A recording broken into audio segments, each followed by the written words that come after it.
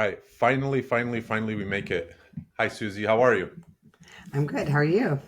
I'm good. I'm good.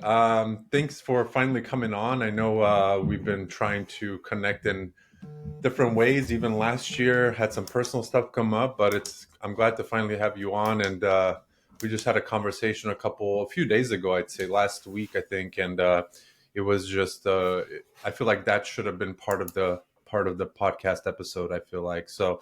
Go ahead and give a little intro about what you do and all of that good stuff, and then we can kick it off from there. Sure, sounds great. Well, thanks for having me. My name's Suzanne Huber. I've been a freelance digital marketing consultant for a long time. I'm basically operate as a micro agency and collaborate with other creators and people who are really skilled at what they do. And we basically kind of, fill that void of not quite a marketing agency, but not quite a full-time resource as well to help, small to mid-sized companies with their growth. Is there how long have you been in this space? Let me start there. How long have you been in the digital marketing space, and I guess how did you get started in that? Because there's so many aspects of digital marketing and stuff like that. So I'd love to know a little bit about the backstory about how you got started and what you still enjoy about that space. Yeah, cool. Well, it's probably been close to 15 years now. And I actually got started because I was launching a software as a service company with an investor when I first graduated university. And, I just learned quite quickly because I was kind of working in this company, with not that many people. And I just learned quickly that, like using social proof and leveraging the power of that in my sales engagements and then starting an email newsletter, it just gave me that scale factor. So I was able to communicate with so many more people versus that one-to-one. So I actually kind of got into digital marketing to scale myself as a salesperson, if that makes sense. So Oh, I wow. bring that both lens from the sales and the marketing.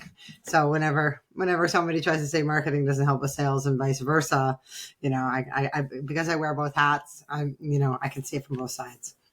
What do you enjoy more? Which part of it do you enjoy more? Well, I love doing sales in my own business, to be honest, but Hmm. I do like digital marketing a lot. I think that the strategy and figuring out people's next move and ways to like build new relationships at scale with like clients, that's what I really love about it. And copywriting is like sales in a way too. So I've always loved Yeah. creating content because you're building a relationship with somebody. You're trying to be interesting. You're trying to be captivating. So I got into writing to influence and persuade, which is in a nutshell where I always have been in wearing a sales hat, right? So digital marketing has really been an extension of my sales capabilities. Let's say that. I love that. I love that. And I know that you and I actually connected, I believe it was either through LinkedIn or at the time, it was Twitter. Now it's X. But I know that for a while you were also working. Correct me if I'm wrong, but I believe you were working with some like Shopify related brands on marketing and stuff like that as well. Is that right, or am I missing the Yep. point on that? Yeah, no, Yeah, not you at all. were. I was, yes, I was. I was working with an agency. I've collaborated with lots of other agencies as well. And this one in That's what it particular was. did. Yeah. And so the one that I was working quite a bit with last year, I served a lot of Shopify customers. So I remember we originally connected on X and I think we were like talking on, well, Twitter X. We were originally talking on a thread somehow with somebody else and it was related to marketing. And we joked that we should be sharing all of these insights on a podcast. So here we are today.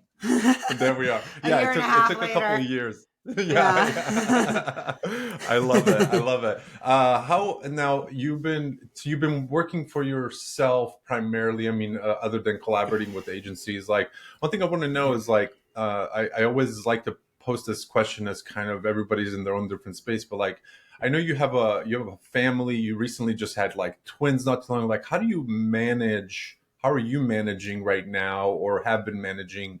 More of the work life balance on your side of things, and what does that look like in your sort of your day to day, on your busy days, on your slow days, like what does that look like?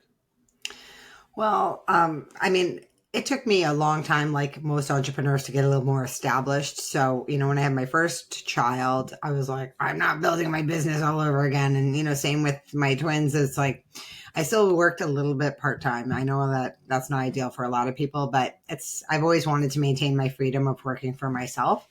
So, I mean, my twins are in daycare now, so I can, work normal hours. But in the past, it's like, when babies are sleeping a lot, like I just feel like everyone thinks it's such an impetus on you. When you have kids, it's going to be such a career killer or do this and that. But, some of my clients, thought, oh, she's having a kid. She's not going to be able to do anything anymore. So there was a bit of that, but some people stuck with me throughout, these transitions, and, it's been fine. So I've had some loyal clients, and I've had some, think she's not going to be able to do it. I mean, the twins were no joke. That was certainly, that was busy, and because I already had a bit of an established base, I was able to still continue a little bit part-time. I'm working normal hours now, but the balance I was able to achieve through the freedom I earned through years of discipline and making a crappy living for many years, and then finally having it work out. And then, like most entrepreneurs, it takes time to build something, right? So I'd rather maintain it than have to start over from scratch.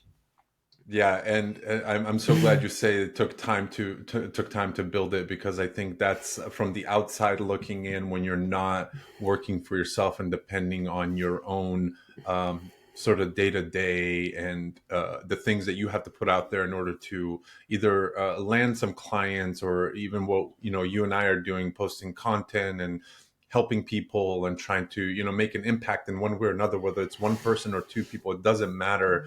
And I think a lot of people looking from the outside in, it's entrepreneurship looks like this flowers and sunshine type of thing, but it's really not. And especially, I mean, listen, I don't have any kids, but I can only imagine with kids and everything else, like, you really have to be disciplined. And I think a lot of people look at it as, I build a business, I'm going to make a bunch of money, I get to travel, I get to do all these things. And it's very far from that until you get to a certain point where you can actually learn to disconnect yourself from that business and make sure that it's running on its own, or somebody's running it that's capable of running it, and these different things. Like, I just think there's a lot there that people don't see from the outside until you're, in the weeds of it.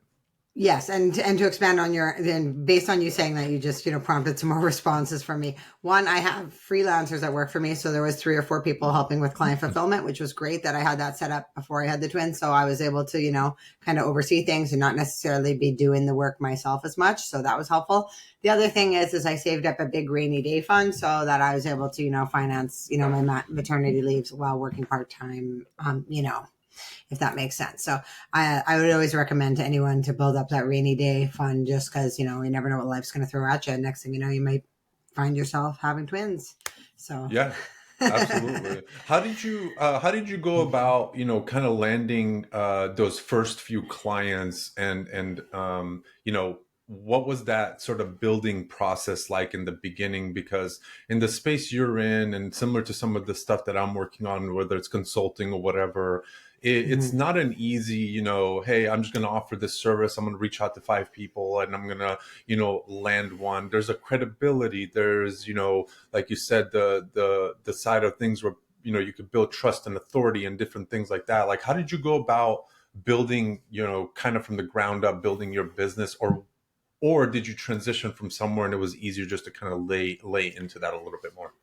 Well, my first few clients I got, I had an agency in Saskatoon, Saskatchewan, Canada, where I'm originally from.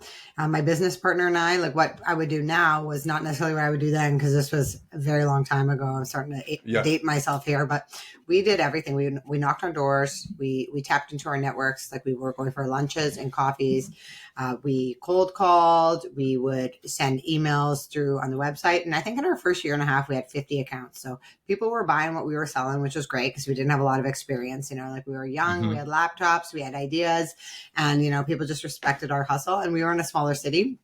And I don't know if having my business partner with me gave an extra element of credibility at that time or not. So that was in the past. We did everything. And just like now, though, I would still recommend a multi-channel approach. You can't rely on any one thing anymore. Like, it's good to go to in-person things and meet people live. Of course, you can be building your authority on social media. Back to that whole, I'm communicating and maintaining my network of strangers and people who know me by sharing content like you do, right? Building out your personal brand is like key, but that's a long-term play. It's not necessarily going to have immediate ROI. though it can, I've certainly gotten clients from social media posts, and a lot of my Hmm. client work does come through my network on social media. So you just don't want to be overly dependent on it is all. And then, like you can do cold email outreach or, networking on social platforms. But ultimately, you just got to be meeting new people and just getting to know them and then see if there's alignment there before, you go in and do any cold pitching or anything like that. So I'm a little more established now than I was in the past. But at the same time, you still have to go hunting if you're self-employed, and unless, and I think I saw your tweet earlier and it was about building diversified revenue streams. And I believe that that's very important. And myself as a Yeah. service-based business, I want to be less dependent. Like somebody else said on Twitter lately too, like you don't want to always be chasing your next sale. That really resonated with me because, like that's where you want to still be doing the asset producing income as well in whatever ways you can. Like there's lots of different Yeah. ways you can go about that. Everyone and their cat and dog is selling a course these days. So I feel like it's a bit saturated, but at the same time, you can download a lot of really smart people's IP through courses, right? So it is a way to fast Exactly. track your learning. So I'm not hating on that, but I'm just saying, it's like it's a little tougher now, I think, because a lot of people are doing it. But certainly, it's a great way to get people to get a taste of what you're about. Exactly. And I think on that point, just diversification, Mm-hmm. as kind of a headline is, I think in most areas of business now, whether you're an established company, whether you're working for yourself, whether you're building something on whatever that is, I kind of had to learn that early on. And looking back on it now, from a perspective of, just even running an agency or different things like that, it's like, yeah, you can have these clients paying you a bunch of money every single month. You can have all this other stuff. But when all of that goes away, because one day most of it will go away, and one day you'll get tired of doing the work. One day it's going to happen.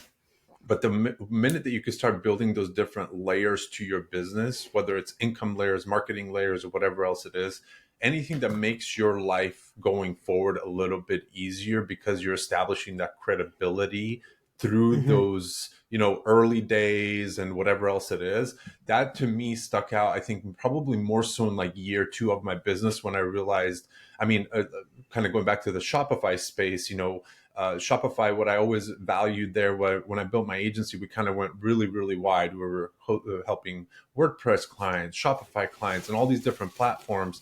And the one thing that I really appreciated about the Shopify ecosystem was that they had this sort of cohesiveness with their partner ecosystem where it was very much like, you scratch our back, we scratch yours. We hand over clients to you that need help. If somebody fits your profile, we'll send them over to you. And they kind of created this organic like marketing partnership channel that really helped. And when we realized, you get a little bit of affiliate money here, you get some,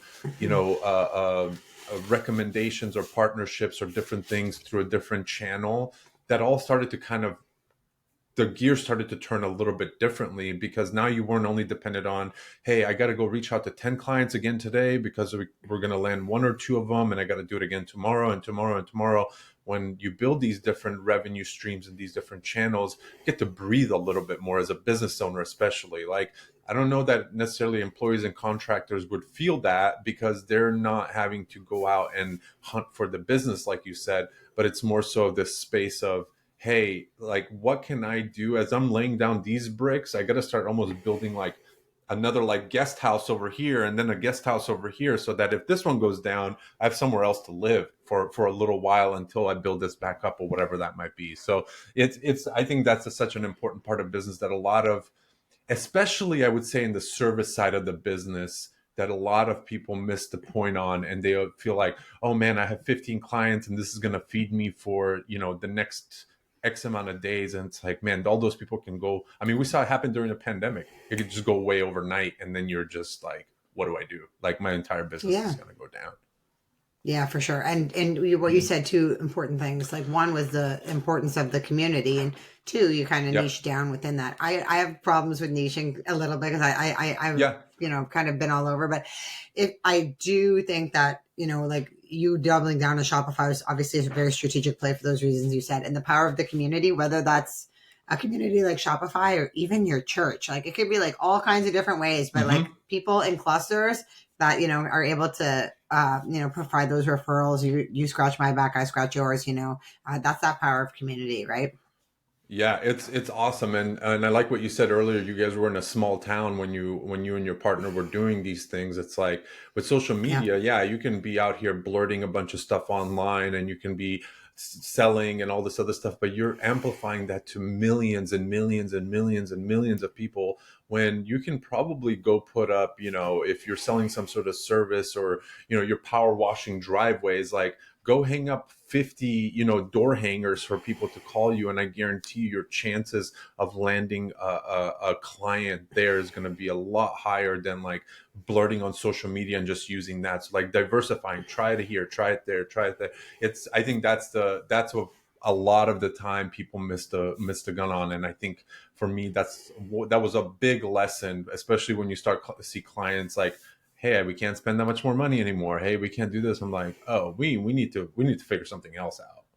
Nothing is forever. Nothing is forever. You always Nothing. have to be, protecting your downside.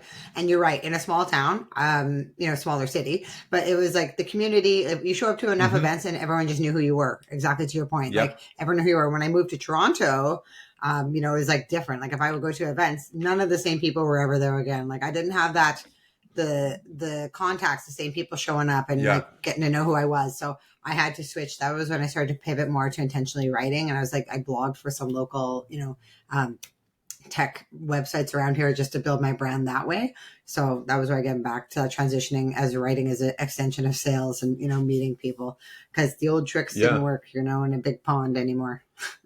Yeah, absolutely, absolutely, and to touch on like the community aspect, and you and I talked about this on our last call a little bit too. Is like, I have this, I'm missing a lot of it here where I live, which is in the Sacramento area, but the sense of in real life community, people that you can that are. I don't want to say like-minded because again, you said something last time we talked. You're like you don't want to be a marketing person amongst other marketers. You want to be a marketing person amongst people that can that you can connect with and you can help them. Whether it's like a brand, a product, somebody that's not in the marketing space.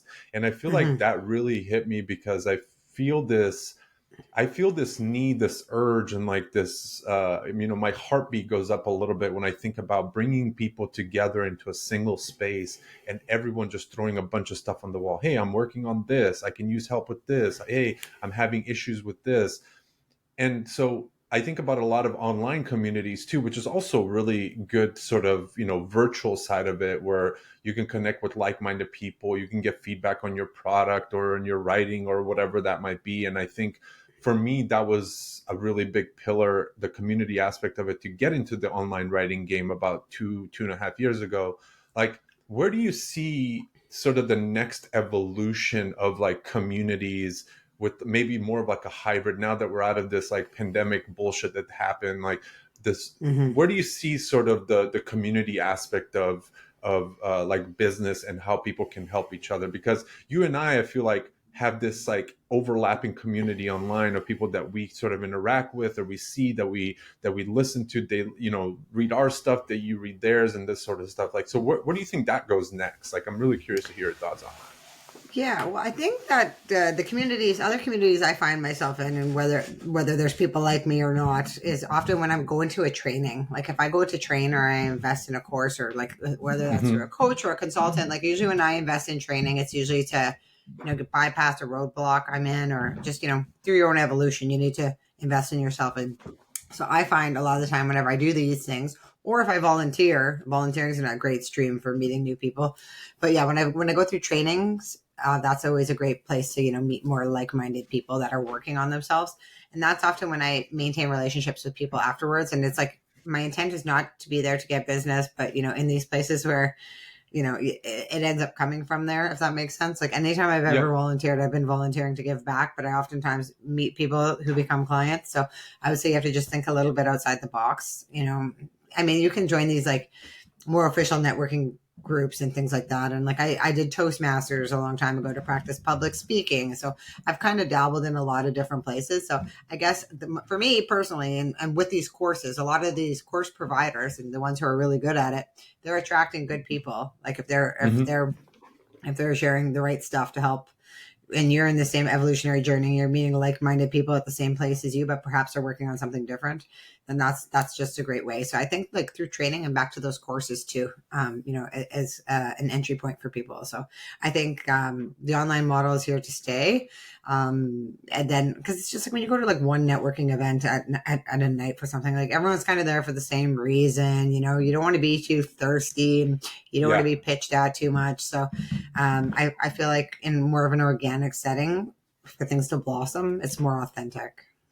Yeah, I completely agree with that. And I think the thirsty thing hits me is because when you go to these organized events like that are, hey, you're going to network, you're going to meet people here. Everyone's coming with sort of like a chip on their shoulder. Be like, oh, if I don't talk to X amount of people, then I'm not going to get business and whatever else it is. It's like, I'd rather just be like almost at like a collaborative dinner type thing where you can kind of sit next to a few people, have some conversations, one thing leads to another, and that's how the relationship evolves. And I've always, from every aspect of my life, like always preferred the organic way instead of the forced kind of, you have to do this when you come here. You need to say hi to 10 people. I'm just like, no, like get the fuck out of here with that. Like I'm not going to be forced to talk to people I don't want to be talking to type of thing. So yeah, For no, sure. And that's I why think, in those, yeah, sorry, I was just yeah, saying the no, go dinner ahead, go ahead. party, all those are the great play, the authentic relationships. So at the end of the day, you only want to do business with people that you like, you want to build a trusted rapport with. So the business is sort of like after the fact. It's like, do I like you? Step one is, do I like you? Right? Yeah, Like, let's yeah, see, do we like each other? And then if we like each other, perhaps we'll work together. It's just, the yeah. work doesn't come first. Exactly. And I think it's also this kind of thing where, I always used to say this to clients when we got to a certain level. I mean, I think in the beginning you kind of just are a little bit thirsty for those first few clients or whatever. But when you get to a certain point where you have enough clients and you start, new people start trickling in, I always used to be very straight up with my clients right before that call. Hey, this is just as much as you're interviewing us and wanting to work with us, we have to kind of do the same thing on our end because we don't want to work with everybody. And I think Yep. that either it clicks with people and they're like, ooh, I like that because that means that they're not just going to be yes people or whatever else it is. And then there's some people like, oh yeah, they kind of got their thumb up their ass like, oh no, you don't get to interview me. I'm paying you. And it's just like, yeah, that's a big red flag for me. I don't really want to work with you because Yeah. yeah.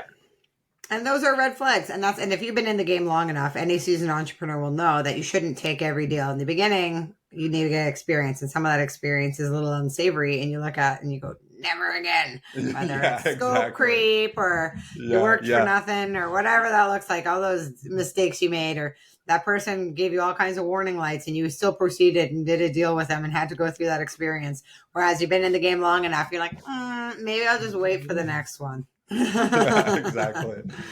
You mentioned something about a few things about courses. What's one of your courses that you've taken that really stuck out to you till this day that you say that helped me kind of transform this aspect of my business or my life or whatever that might be? Is there something specific that stands out to you?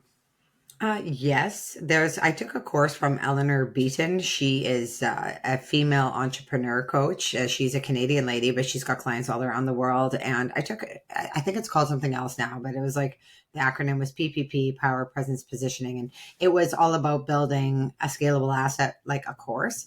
And it did fundamentally change how I set up my business model. So I do sell like a strategic marketing plan is sort of like step one to ideally work with me on that, because a lot of people, they're not, if you don't have a plan, you're kind of like a bit all over the place with what you're doing. And whereas if you have that, strategic plan, it's like, this is where we're going to all be focused for now. And it's just like more precise and more effective. Anyway, so the point of this course was a bunch of people were there to build a course because it's a little bit more scalable to do versus, doing the services over and over again. Mm-hmm. So I still operate like an agency, but I do have this course that I have built also. And I have put, a number of companies through it, both from agency side and just purely through like the Kajabi end of it, if that makes sense. Mm-hmm. So that was a main one for me. And then just lately I did the LinkedIn operating system from Justin Welsh, which was really good. That was no community networking there, but that was just a course that really influenced my writing style, if that makes sense. Hmm. Because we all know who he is, the solopreneur coach, but he just is very good with his content and, getting a lot of people excited and engaging. So I feel like he's a big hub of network. So if you go and comment on his posts and stuff, you're going to find other like-minded people there. If you go and you engage in his stuff, and he openly tells you to in his course, he's like, I post at this time every day on LinkedIn, come join the party. You're going to get X amount of views. You'll meet people, so he's generous on that front. So it's an independent study course, but he's like, come party in my community and meet awesome people. Yeah, yeah. No, that's it. Yeah, I took that course as well. It was really it was really eye-opening in terms of like that whole thing. Is just the only thing I would say is just that's a for me that was a good sort of like kickoff point. But I think when you get down to when you start to figure out your own way of doing things, Yeah. the template approach to me got really old really quickly from that perspective, where I just felt like you started to see a lot of people pushing the same amount of or same type of content and different things, and that kind of left a little bit of a sour taste in my mouth, where I just felt like that's just not me. Like I didn't really like that template approach. I when I got into writing, I things that sort of kicked me off into that was like the Ship 30 course. And that was a very, 30 days, 30 essays, you just kind of write. And they had these templates. And again, I think it's all about what you need. And for Yeah. me, I took the part of that I took as the community and the accountability to post something every day to get that muscle trained and get it moving, whether it was quality or quantity, it doesn't matter. It just got me into that aspect of creating stuff online. But they also had these preset templates where I was just kind of like, that's not, I don't really want to do that. It doesn't fit me. And whenever I go into one of those templates and I start writing, I'm just like, I don't really want to be binded. It kind of made me feel like I was back in Yes. school and the teacher told you need 5 sentences in the first paragraph. You need this, you need this. And I'm just like, I don't really, that's the thing that turned me off from writing. So I didn't want to go back down that path.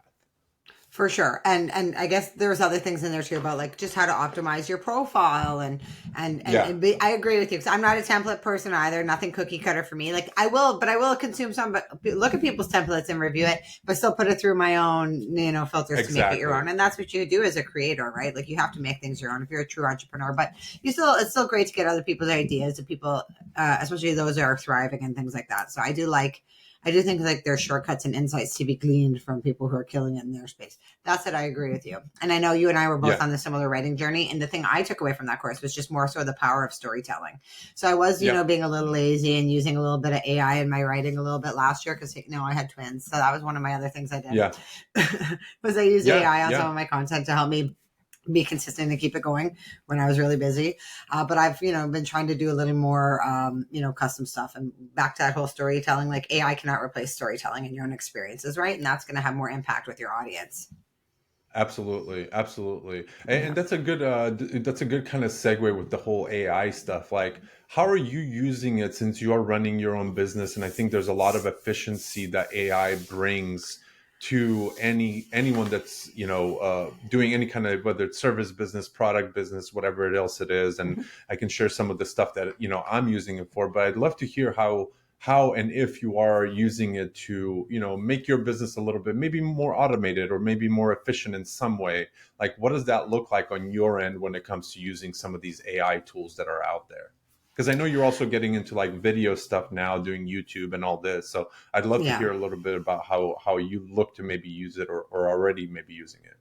For sure. Well, I guess like an example I have is I was developing a website lately and with a fractional CFO, and we were getting in the weeds on his industry pages for his web coffee, and I just threw it into Chat GPT, and it was so funny because he hadn't used it yet before, and so I just threw our ideas in there, and it like blew his mind really. Yeah, And yeah, like yeah. on the call, we like created 4 vertical pages of web copy. We like tweaked it and stuff, but they were all the exact same format. We had to tune, with the prompts and things.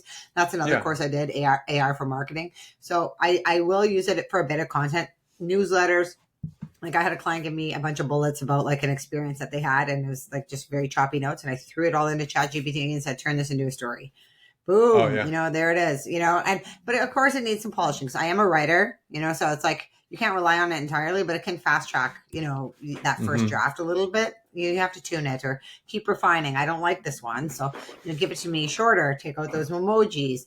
I want a more professional tone of voice. Like like I still have to inject my own humor because their jokes are not as funny. Like whatever, right? So Yeah. certainly, I would say mostly with content. I am exploring it a little bit with video. I haven't really. I think I can't remember the name of the tool. Somebody told me it's called Opus. I can't remember. I have somebody swears by it, so I'm still getting in that game with the videos and the editing there, but mostly just for content and social scheduling and things like that. But that's mostly it for me. What about you? I know you are more of a user than me with your workflows and stuff. So what are some of your secrets?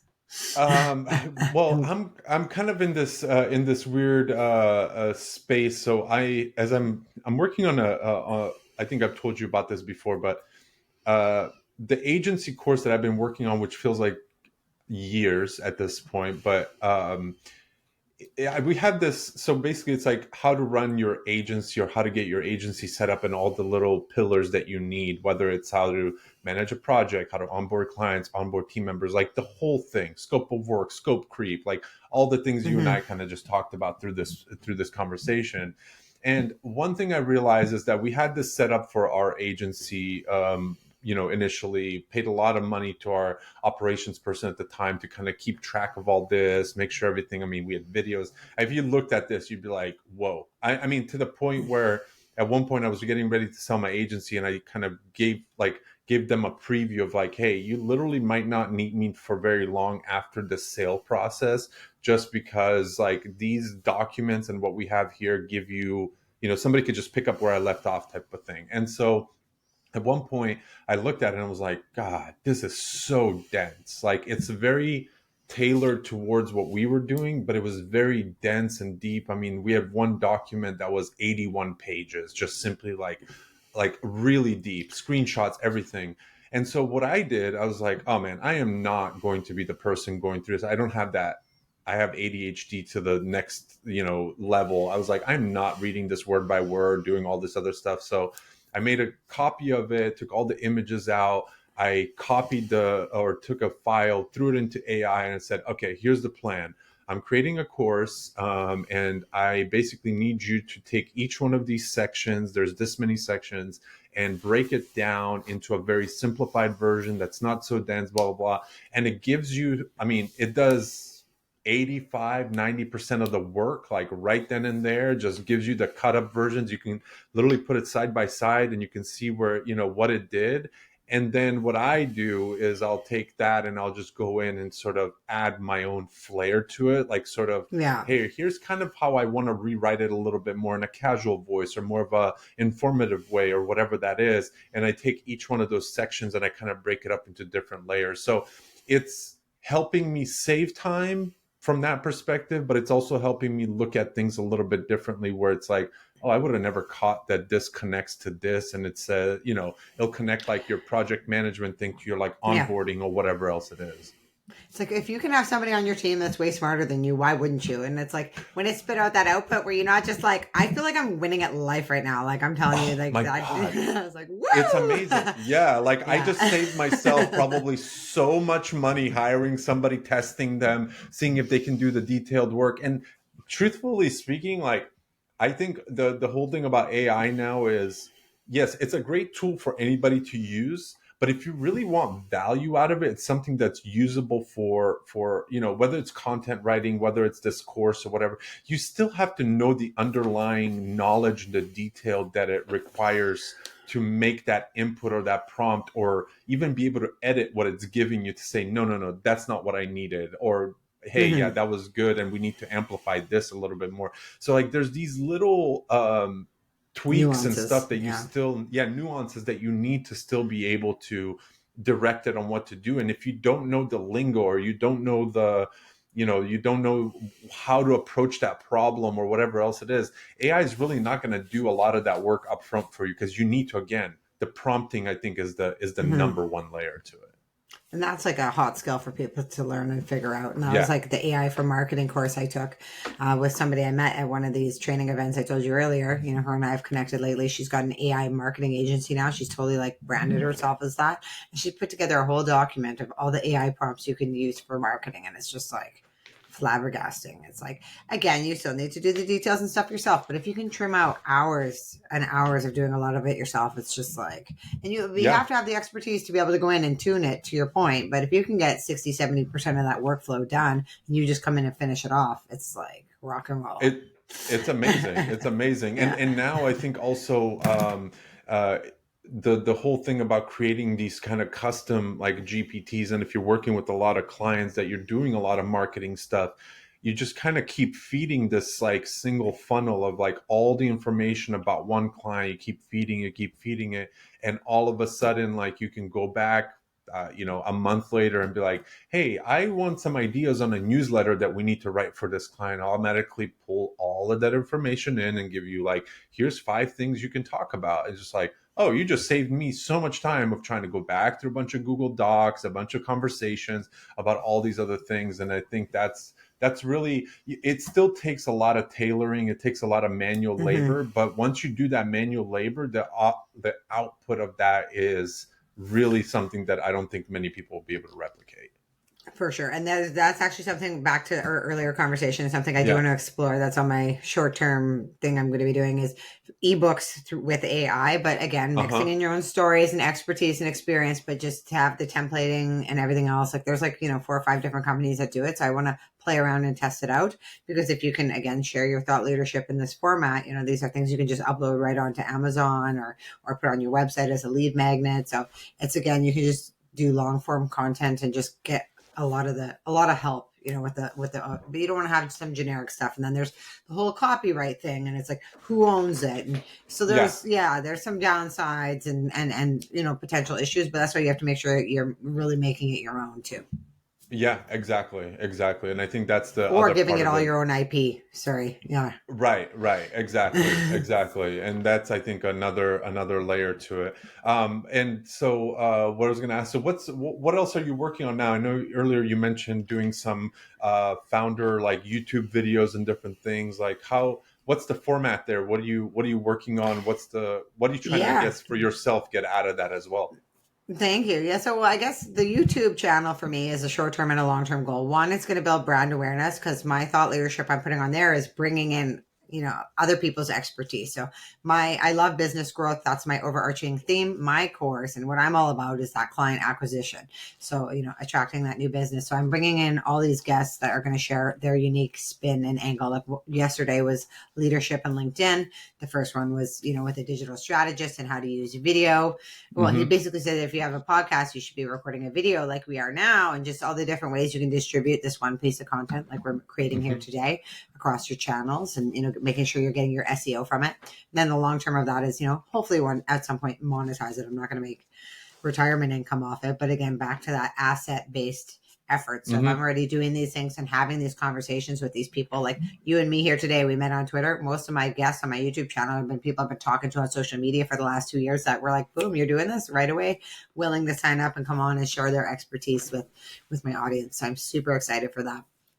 I'm also doing, some marketing consulting. I've kind of moved a little bit more in an advisory role a little bit these days. So I coach a marketing team and I help them with all of their campaigns and their things that they're working on. And I spoke with somebody earlier today, just needs a bit of mentorship, getting his startup kicked off a little bit. Again, it goes back to that sales and marketing that everybody needs to get, fired up. And sometimes people just need that little bit of support and confidence to, take those bold moves they have to do to grow their companies. Yeah, absolutely. And where when you work with some of the people that are just kind of up and like getting started, getting up and running, is there like a kind of a thread that goes through some of those people that you notice, like, oh, this person's having the same issue as this person? Is there a commonality there that you kind of, it kind of triggers when that conversation kicks off, where it's like, hey, I don't really know how to do this, or hey, I'm kind of stuck with this whole thing, and what do I need to do? Is there something that stands out to you when you talk to some of these folks? Well, I guess one of the main things is when I say people who haven't started out for a while, most of my clients are not startups. I usually work with more seasoned entrepreneurs. Like I've worked with a number of entrepreneurs. I've like sold companies and things like that before, but it's fun because when they start another company again, it's still starting at ground floor. So Yep. most CEOs, successful ones, lots of them that I've worked with, they are not willing, or they're willing to get their hands dirty and just do whatever it takes, like they will do whatever it takes. If they have to go and figure out how to send an email and do things themselves, like they will. Of course, they're bringing in people like me to help assist with the execution of those types of things. And then the other thing too is a lot of entrepreneurs, no matter how successful, they can be doing $1 million in revenue and they still don't understand marketing. I see it all the time. So like, that's why in my course with my marketing planning is I try to be part training, because CEOs, a lot of them of small companies, don't know how to use data to make decisions. They don't know if things are working or what they should be investing in. It's kind of a blind spot for a lot of companies, especially technical people, where it's not really what they, studied in school or what comes natural to them, if that makes sense. Yeah. So the common thread is there's often a blind spot with marketing if you're not a marketer. That's something where a lot of people need a little bit of coaching and support around, and sales for that matter, just revenue generation period, right? Yeah. So that's something that some people can stumble with overall, because to be successful, you have to be very consistent. You have to, you have to get your reps in. I mean, sure, you might get some lucky fluke things that happen, but you have to be doing your consistent, disciplined actions if you want to get results. Yeah. And what are some of your disciplined actions that you take? Because consistency is a very, like, I feel like I can get it tattooed on my forehead and like live by that. And, you can't be consistent. I mean, you can, but you can't. Like, there's so many aspects of life, whether it's fitness, whether it's your business and making certain amount of calls or posting certain amount of times on, whatever that is for you. What are some things that you became consistent at and that you've just been carrying on with for a very long time, and you just see that sort of compounding constantly for yourself? Well, I will say, like, I will die on this hill too. And that is how I get my clients on retainers, is through that consistency.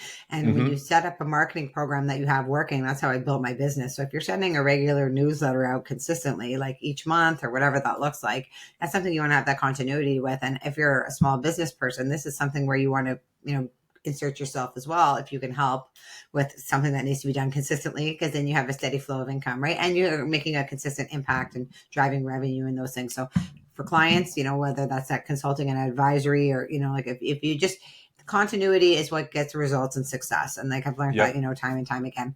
Visibility is important. You can't, like, there's so many people with social media channels where they haven't posted anything for like a year. Like, you may as well not have them if you look like you don't maintain it, because it's like, it's collecting dust. If this is your approach for how you manage your marketing, then, and it's very common, right? So I would say for myself, making sure I'm maintaining my social networks. I'm trying to be generous and engage with other people I know. I'm always trying to make sure I'm, looking ahead for my clients at what their next move is. I'm always looking at my own next move, of course, but like, of course, for my clients as that strategic advisor. So making sure that, you're always being forward thinking. So that's something you always have to do with consistency. But the mundane things, back to that social media post, sending out your newsletter, like you're doing, filming your podcast, you're getting your reps in. You don't know what kind of an impact it's going to have at this time. You just need to commit to the journey. And it's just, in some way, shape, or form, it's going to come together and bring you some, like, I guess, like, I don't know what your goal is of this, but you will eventually get clients, or get clients or contacts or whatever it looks like, like if you get the reps in, it's just going to, the universe will give you the results and the connections and it's just the way it works, right? Exactly. And I think for me, just to that goal with the podcast, I was just talking to somebody else earlier. It's like, and you're doing the video thing now, but for me, I feel like there's certain parts of your day or your week where you want to consume written content, which is maybe a longer essay or a post or a newsletter or whatever else it is. Then there's days or times during the day, maybe you're eating breakfast or you're doing something else. You just want to watch a YouTube video and you want to hear people talking and kind of get into their brains and what they're talking about, what they're thinking about, and pull even like one little piece of information from that you can walk away with. Out of a 3-hour conversation, you could pull at least 3 minutes to say, aha, that right there, and then there's the audio aspect. Maybe you're on a walk and, you have your headphones and you're like, I'm going to listen to this podcast. And so I think for me, my goal is impact in terms of helping one person. That's always been my goal. Help one person that listens to this, reads my writing or whatever that might be, just to be like, oh, that. And it's funny because on like Twitter or LinkedIn, or it doesn't matter where, you'll post something and it doesn't maybe get any traction. There's not much like, noise around it. And then you get a direct message be like, that post you just sent out today or yesterday, whatever that might be, that hit me differently. Thank you for sharing that information. And I've said this a few times. It's like there's for every person that like follows you, there's like five other people that are silent followers that are just reading your stuff. They're consuming it. They're just not engaging. They're not those people. They don't want to click the like button or comment or engage. They just want to consume, pull that information and take it with them, which is okay too. And that's why I think when we're talking about followers, likes, and all these other things, it's like a lot of that is vanity metrics when it comes to Mm-hmm. the grand scheme of things, because I don't know the people that are listening to my podcast. I just see numbers, and those numbers, those 200 downloads per episode or the 50 downloads per episode, it's completely irrelevant. Like it took me a long time to detach myself from those numbers, because to me that's so becomes so irrelevant. Great, of course I want to make impact on a million people or whatever else it is, but at the end of the day, it's just that one person that just listens to something and sends a message or whatever and says, hey, that thing you just said on that podcast with so and so, that was awesome, thank you for sharing that. It gave me a whole new perspective or whatever else it is. And that I think is my overall goal with the podcast, with everything else I'm doing. Facilitate those light bulb moments, and that's great. And I Exactly. mean, we're all facing the same stuff. Like you and I have both been knocked around as entrepreneurs. Like we're talking about our Yep. highlights here, but there's definitely low lights too. Yep. And it takes a long time to get going. You get a punch in the face every once in a while. Hmm. You know, it's hard work. It's not glamorous, and like just when you think something's going to work out, something else gets thrown your way. But it's Yep. all worth it, because for me, one of my main values personally is freedom Yep. and autonomy. So I like to be able to design my day so that when I did have kids, I already was able to design and live my life however I wanted, as long as I was always producing and giving value to my clients. If I'm giving value to them, then they will, stay loyal to me. So that's how Exactly. it goes. Exactly.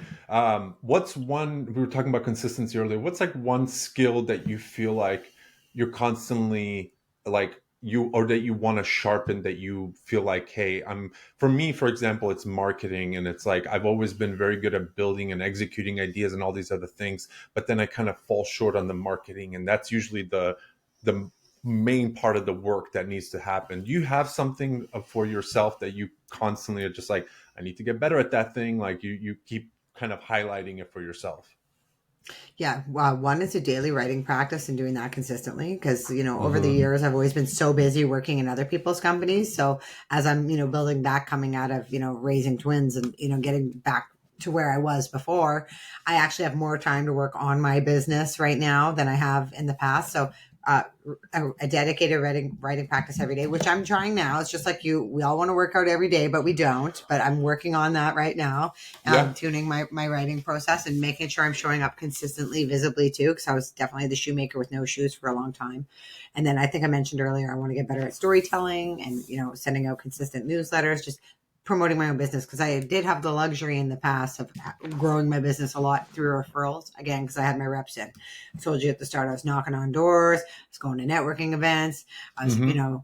shaking hands and kissing babies everywhere. But over time, you do enough work for people, you can grow through referrals a bit. But now I'm in, ramping back up after, having twins. So, I'm executing a lot more of things that I do for clients for myself, and it feels good. And that's why it's exciting too, because, it's always something that I always wanted to do, but didn't have time to do. So now I'm, self-actualizing on that lens. What does that look like for you? Like, is it like a morning thing? Is it a kind of when it comes to you and you sit there like, I need to grab a pen and paper, like on my phone, or get on my laptop? What is that? Take me kind of through that process of when that spark hits you, because I know some people will, you obviously have like kids and you sort of have to be on Mm-hmm. some sort of schedule with them, whether it's taking them to daycare.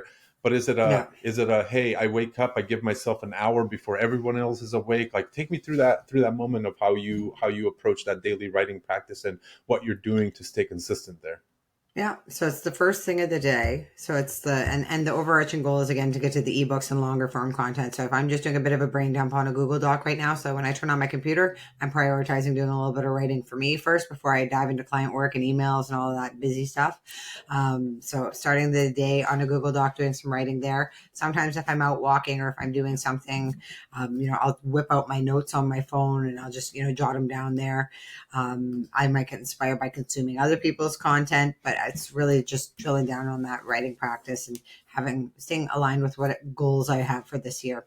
Also, I took a writing course and back to that networking and meeting people. I met, a CEO of like a fintech art company in a writing course I took last year. And him and I right now are being writing or accountability partners to make sure that we are going to make sure we walk our talk. So Nice. we both have some goals that we are going to, keep each other accountable to. So Yeah. Are you somebody that's it. that like, Mm-hmm. yeah, are you somebody that also does like pen to paper?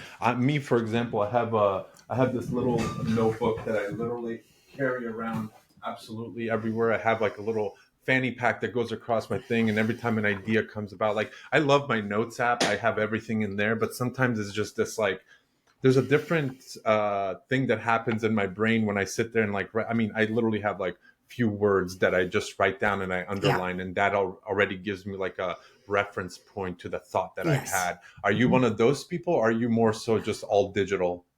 I do have a physical journal too, and I took your journaling course too, so that was also That's me right. trying to get more committed to a writing practice. So you have a part of that too, and I do write in a journal right now, and Nice. so I do the physical paper too, but I'm mostly on the Google Doc right now because ultimately it's all got to be on there. But when I'm in a meeting with a client or something like that, I write notes with paper because that's how I memorize things. That's what I did in university too. So I still always write down notes when I'm talking to people because then it just helps me to memorize it as well. But when I'm journaling for me, I can do it on the computer. I think the pen to paper still certainly has its place. I have that too, and I have my phone. So I'm just Yeah. trying to make sure I consistently put a little bit of focus time into any of those, channels as it all helps to inspire. And I've been, finding too this writing practice. I might, just a dump of random stuff that nobody's ever going to see. So sometimes I'm like, okay, here's my social post for today. Actually, like, boom, this one's going live right now.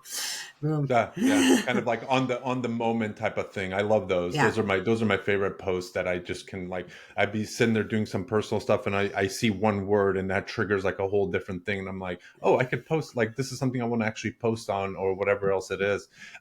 Quick follow up question, and then I know we're Yeah. coming up on time. Is Yeah. uh, I have my own sort of journey on this, but what has writing more so recently? Because I know you've been doing this for a long time, but like now that you're focused more on, this daily writing practice and all this other stuff, like if whoever listens to this, like what has Mhm. writing done for you as, in your personal life, in your business or whatever else it is, like the mind expansion or whatever else, like what is writing when you associate writing, when you talk to somebody that you do writing, like what do you associate that with? Like what is that in your brain that you just say, I need to do this every single day because of reason X, Y, and Z? Well, so like first step one of this, sort of to respond to this question is how I got started being a writer. I mentioned, it's an extension of sales, but my first official like article I ever wrote was one of my clients said, "Hey, Susie, can you go to a party for me and write about it?" And I was like, it's about time I got paid for this. And that's it. My client asked me to go to a party and write about it, and then I became a writer. I started writing for magazines. I started writing for clients. So I guess all I'm saying to your listeners is you don't need to have some sort of like fancy moment. You don't need to have an English degree like you did. Like that was sort of like the impetus moment. Like you just go do it. Like you just go do it. And how has writing changed? It's helped a lot of other people generate a lot of income. It's helped me build a lot of relationships with people, like to your point about people sending you those DMs. Like I've had that before too, where I've wrote something and they're like, that really sat with me. Or, Yeah. like I'll notice too, sometimes in a sales conversation, someone will be referencing something from a blog on my website or something like that. So it's like, it gives people access to how you think in your mind and what you're all about. And that's why, again, I want to use more storytelling to have people resonate more on that level with you and get to make their own sense of it. Like the storytelling is not for me. Well, I mean, it is for me, but how you make sense of your own story, people are going to be able to make sense of their own, if that makes sense. So it kind of helps you have a deeper connection with people, if that makes sense. Yep. But the writing practice, that's like one for me, like organizing my thoughts and everything else. But like when I'm writing for business and work, it's always just trying to be interesting. Like what makes you unique and special? Like what are your key advantages? Like to go back through that marketing lens all the time. And I love working with people when they're designing their website or this and that. Like they don't even realize their own insights when they're saying it. And I just love being able to extract that from other people, because that's what you got to be leading in with, like those hills you're going to die on, those things that are important to you, your opinions, your hot takes. Like those are the things that are going to really make people be a magnet to you. And you're writing, when you're expressing yourself and your values, you're going to attract other people who have the same values as you. So that's what it's all about. I love it. I love it. That's an amazing place to wrap this up, because it's been yeah, I just think for me it's just been, writing has changed so many things. And I went through a phase where I didn't realize how much writing was involved in my everyday life of business. I started off as a project manager, so everything I did, I had to write it out, make sure the description was right and how things needed to be relayed to the other person, and trying to avoid a meeting by writing a little bit more detailed and giving them screenshots of whatever else that is. And when I got into like actually posting stuff online and sharing stuff, and realizing like the connections you can make with people, the people you can reach, the people that you can impact, I mean, it was just like a game changer. And then on the personal side of things, just having a journal and going to a coffee shop or just sitting here with your headphones on, it's like the clarity, the thought process, the things that are important, the habits and trends that you see through your writing and different things, is just, it's, you can't really describe it to people until they kind of start moving that needle themselves. And I think it's just such an important part of I told anybody that wants to start a business, like whatever you can do, just start writing, because it leads to so many great things in life. Definitely. Yeah. And there is resistance around it too. Like, don't forget. Yeah. I mean, it is wonderful, So much but resistance. it's also really hard work. It's hard work too. It's so much resistance. It's so much imposter syndrome. It's so much everything. So no, I completely agree. But Susie, this has been awesome. I absolutely love chatting with you. We always have such great conversations. I hope people, do enjoy this and get something out of it. You have such great insight. Last thing I want to leave with is, where can people find you and reach out to you, and whether it's say hello or whatever that might be, what's the best way to get to you? Sure. Well, if you go to SuzanneHuber.com, you can reach all my social channels from there. I'm most active on LinkedIn and Twitter, X. I'm on Instagram too. But if you go to SuzanneHuber.com, you can check out what I'm all about, see some of my blogs I've talked about here today, but mostly to find my social media channels and connect with me there. Perfect. Thank you so much for being on. And I look forward to getting this episode out. And yeah, it was truly a pleasure. Yeah, thanks for having me.